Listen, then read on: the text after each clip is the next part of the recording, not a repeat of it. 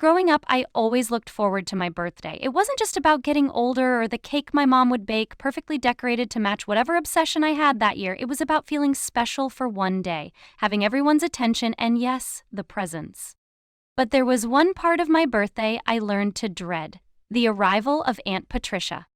Aunt Patricia wasn't actually my aunt by blood. She was my mom's college roommate who had somehow earned the honorary title despite being nothing like my real aunts. Where they were warm and generous, Aunt Patricia was calculating and tight-fisted, especially when it came to gift-giving. Every year, without fail, she would show up at my birthday party with a small, poorly wrapped package and a story about how clever she'd been in acquiring it. "I found this at a garage sale for just $2, she'd announce proudly, handing over a broken Barbie missing an arm when I was 7. "This was in the clearance bin, marked down 90%, she'd brag, giving me a t-shirt with a stain barely hidden on the collar when I turned 11. "Can you believe someone was throwing this away? All it needs is a little glue," she said on my 13th birthday, presenting me with a cracked picture frame that, indeed, needed far more than a little glue. The worst part wasn't even the subpar gifts. It was how she'd always announce the bargain she'd gotten, as if the greatest value of a present was how little the giver had spent. And she'd say it loudly, in front of everyone, making sure all the guests knew just how thrifty and resourceful she was. My mother would shoot me warning glances, and I'd smile politely, thank her for the gift, and add it to the pile. Later, most of Aunt Patricia's offerings would end up donated or, in the case of the truly unsalvageable items, quietly disposed of. "Why do we even invite her?" I once asked my mom after Aunt Patricia had left following my 14th birthday, where she'd gifted me a young adult novel with several pages missing and water damage on the cover. "Honey, Patricia has been my friend for 20 years, Mom explained, her voice tinged with a weariness I'd come to associate with discussions about Aunt Patricia. "She doesn't have much family. We're it for her." "But she's so mean," I insisted.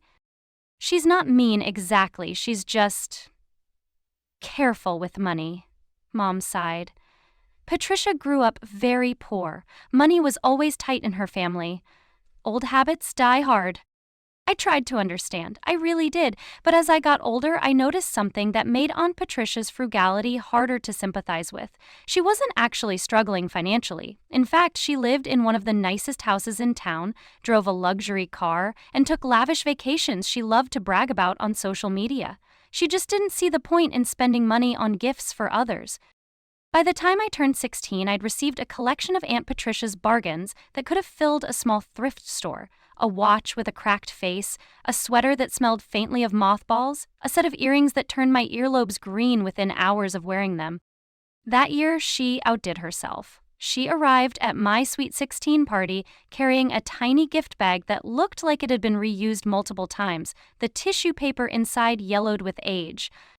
"Happy birthday, Cassie," she announced, air-kissing both my cheeks before handing over the bag. "I found the most perfect gift for you."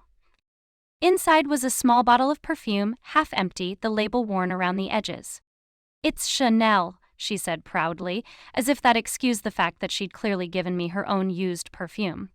"I got it as a gift myself, but the scent isn't quite right for me. I thought, why waste it? Cassie might like it, and, the full bottle costs almost $100. I forced a smile, thanked her, and quickly moved on to the next guest. Later, I discovered the perfume wasn't even Chanel. The bottle was similar, but it was actually a drugstore knockoff worth maybe $15 new. That night, after all the guests had left and my parents had gone to bed, I sat on my bedroom floor surrounded by my gifts, turning the sad little perfume bottle in my hands. Something inside me had finally snapped. I was tired of being Patricia's charity case, tired of her performative generosity that made me feel less valued, not more.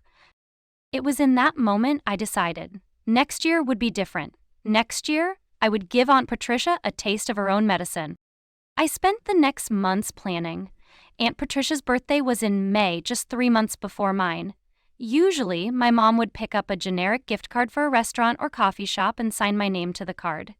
This year, I told her I wanted to choose the gift myself.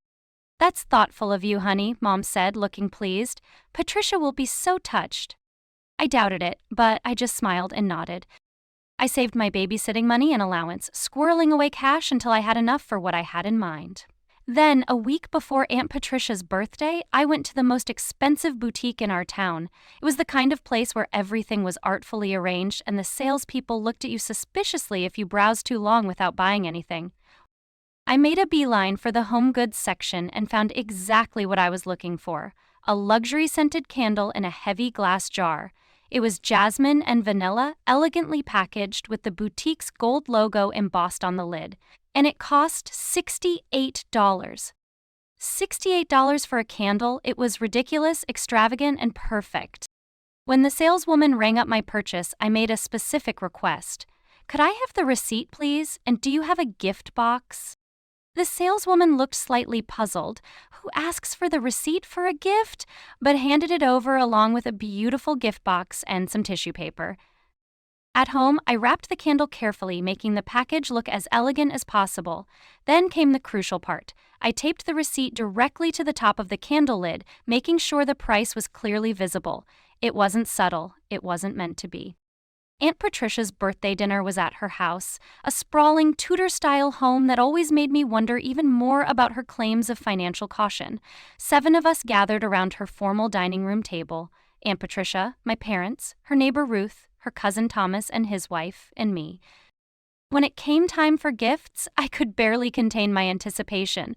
My mom presented a lovely potted orchid, Ruth brought a bottle of wine, Thomas and his wife gave her a gift card to a spa. Then it was my turn. "This is from me," I said, handing over the beautifully wrapped package. "I picked it out myself." Aunt Patricia looked surprised and pleased. I wasn't known for giving her personal gifts. She unwrapped it carefully, saving the paper in her usual frugal way, and opened the box. Her eyes went immediately to the receipt taped to the lid of the candle. I watched as she registered the price: $68. "Oh," she said, her voice strangely flat. "This is nice." I smiled sweetly. "It's just the little something I grabbed on sale. I thought it would look perfect in your living room." The irony of calling a $68 candle a little something and claiming it was on sale when the full price was clearly visible wasn't lost on anyone at the table. My mom shot me a confused look. Ruth coughed uncomfortably. Thomas suddenly became very interested in his napkin. Aunt Patricia lifted the candle from the box, peeling the receipt off with a slight frown. "Well, thank you, Cassie. That's very generous." I nodded, still smiling. "I wanted to get you something special. You only turned 55 once, right?" She was turning 60, not 55, another little dig that made my mom kick me under the table. The rest of the dinner passed in awkward conversation. Aunt Patricia kept glancing at the candle, which she'd placed in the center of the table. I could almost see the wheels turning in her head, trying to understand why her bargain-hunting, announcement-making, gift-giving style felt so different when she was on the receiving end. As we were leaving, my mom pulled me aside in the hallway. "What was that about?" she whispered. "What do you mean?" I asked innocently. "The receipt on the candle, the little something comment, the wrong age. You were trying to make a point, weren't you?" I shrugged. "I just wanted to give Aunt Patricia a nice gift." Mom gave me a long look. "We'll talk about this at home." I expected a lecture when we got back, but to my surprise, my dad started laughing the moment we walked through our front door. "Did you see her face?" he chuckled. "When she saw that receipt? I thought she was going to faint." "Paul!" My mom swatted his arm, but she was fighting a smile too. "It wasn't funny. Cassie was being deliberately provocative." "Oh, come on, Karen," Dad said. "Patricia has been giving Cassie junk for years, always with a story about how little she paid. Maybe this will make her think twice." Mom sighed, her resolve weakening. "I know Patricia can be difficult, but embarrassing her isn't the solution." "I wasn't trying to embarrass her," I said, though of course I was. "I just wanted her to know how it feels to have the price of a gift announced to everyone." Mom looked at me for a long moment, then shook her head. "I understand why you did it, but please don't make a habit of it. Treating unkindness with more unkindness doesn't solve anything." I nodded, properly chastised but not entirely regretful. 3 months later, it was my 17th birthday. I wondered if Aunt Patricia would even show up after the candle incident, but she did, right on time, carrying a gift bag that looked decidedly nicer than her usual recycled offerings. When it came time for presents, I opened hers with caution, half expecting something passive-aggressive. Instead, I found a beautiful journal with a real leather cover, clearly new and of good quality. There was no mention of price, no story about bargain hunting, just a simple, "I thought you might like this for your writing." I was stunned. "Thank you, Aunt Patricia, it's beautiful." She nodded, a faint smile on her lips. "You're welcome, Cassie." After the party, as she was leaving, Aunt Patricia pulled me aside. "I've been thinking about your candle," she said directly. I braced myself for the confrontation I'd been expecting for months. At first I was embarrassed, she admitted. Then I was angry, but eventually I realized something. She looked me straight in the eye. "You were trying to show me how my gift-giving made you feel, weren't you?" I hesitated, then nodded. "It worked," she said simply. "I've always prided myself on being careful with money. My parents struggled so much when I was young, and I swore I'd never be in that position. But somewhere along the way, I think I confused frugality with, well, cheapness. It wasn't just that the gifts were inexpensive," I explained, feeling suddenly bold. "It was how you always announced it. Like the most important thing about a gift was how little you spent on it."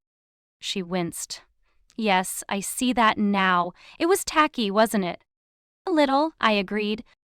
"Well, I want you to know that candle is on my coffee table. It smells wonderful, by the way. Every time I look at it, I'm reminded that sometimes value isn't about finding the lowest price. Sometimes it's about making people feel valued." I smiled genuinely this time. "That's all I wanted." "I'm sorry if I ever made you feel less than special on your birthdays," she said, and I could tell she meant it. "It's okay," I said, "and thank you for the journal. I really do love it." As she walked to her car, I felt a weight lift from my shoulders. The candle revenge had been petty, yes, but sometimes a little pettiness serves a purpose.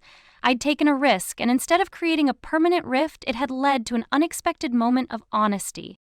The following Christmas, Aunt Patricia gave everyone in the family thoughtful, appropriate gifts with no mention of price or bargain hunting. My mom leaned over to whisper in my ear, "I think your candle strategy worked better than any lecture I could have given her." I grinned. Sometimes people need to see themselves clearly, even if the mirror is a $68 candle with the receipt taped to it. Mom shook her head, but she was smiling. "You're too clever for your own good sometimes." Maybe so, but as I watched Aunt Patricia laugh genuinely at one of my dad's terrible jokes, I couldn't help feeling that my little act of rebellion had been worth it. Sometimes the best gift you can give someone is a moment of self-awareness, even if it comes wrapped in a bit of pettiness. And I have to admit, every time I light the beautiful sandalwood candle Aunt Patricia gave me for my 18th birthday, which I strongly suspect cost more than $68, though she never mentioned the price, I smile at how far we've come. The truth is, I didn't just change how Aunt Patricia gives gifts, I changed our relationship. Where once there was resentment and obligation, now there's understanding and even some genuine affection. It turns out that honesty, even when it's uncomfortable, can be the most valuable gift of all. Though I still have that half-empty knockoff perfume bottle. I keep it as a reminder that sometimes to fix a relationship, you have to be willing to break the pattern first, even if it means being a little petty with a price tag.